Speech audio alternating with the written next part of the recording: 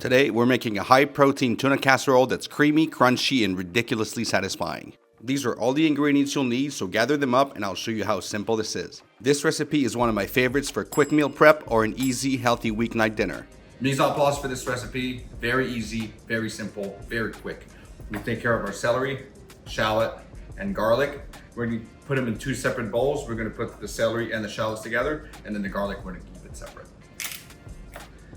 Take 3 celery sticks.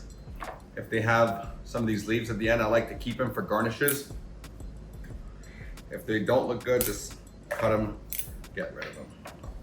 But if they do look good, just keep them aside. And I like to put the celery on its side, kind of on one of the flat sides. Run my knife down like this. Now I have a flatter side. I'm gonna go down the middle. From here, I'll make some smaller celery sticks. That way I can work a little bit more efficiently. Pull these up.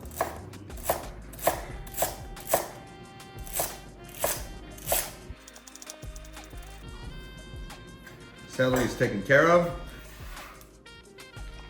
Shallot, I will treat it like I would treat most onions. At the top, put it flat, run my knife vertically. Notice that I keep the core together. I'm gonna run my knife down horizontally. Be careful with my fingers. And then vertically, about 90% of the way, keeping the core as intact as possible. That's gonna help keep the shallot together, and then makes it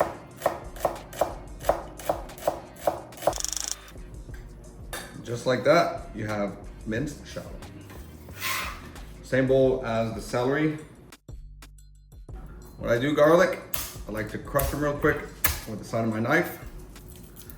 I'm gonna peel them, and I'm basically using my 3 favorite kitchen tools: chef's knife, a bench scraper, and a microplane.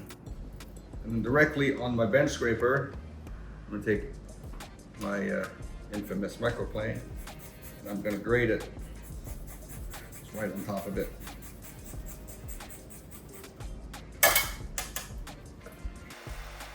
And just like that, I have crushed minced garlic ready to be used. So we're gonna set our garlic aside with our other Mise En Place ingredients. Next, what we're gonna do is crush the pork rinds and drain the tuna. For the pork rinds, you can do a couple things.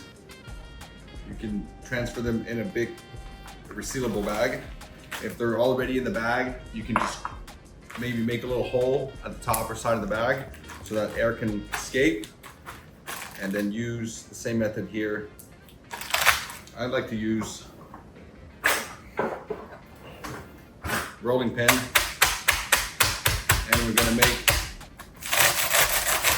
some pork rind dust.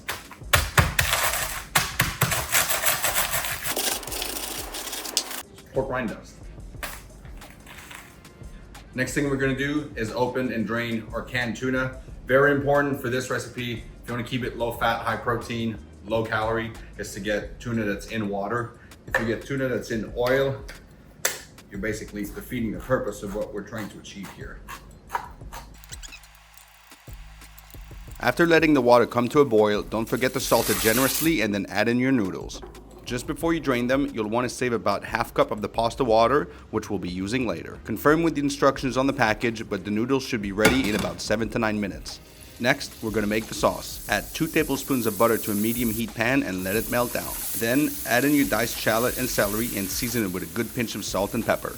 Let this cook down for 2 to 3 minutes and then add in your minced garlic. Let cook for another minute or 2, and then we're going to sprinkle in some flour to create a roux. Add in the flour slowly and continue to stir so everything is evenly coated. Next, we're going to add in the broth. Do this about ½ cup at a time and stir continuously to allow the sauce to thicken. If the sauce is too runny, let it simmer longer, and if it's too thick, add a little bit more broth. Don't forget to taste as you go. Once the sauce is looking good, we're going to add in some frozen peas and low-fat cream cheese. Stir this all together for a few minutes until everything is combined, and then we will add in our tuna and cooked noodles. Mix everything together so the noodles are coated in a delicious creamy sauce. Add in a splash of your leftover pasta water here to help the sauce cling to the noodles. At this point, this is ready. We're gonna transfer it into a baking dish. And we're gonna top it with our crushed pork rinds. We're gonna put this in the oven and broil for 5 minutes, 10 minutes until the top is brown and crispy, and then we'll be ready to enjoy.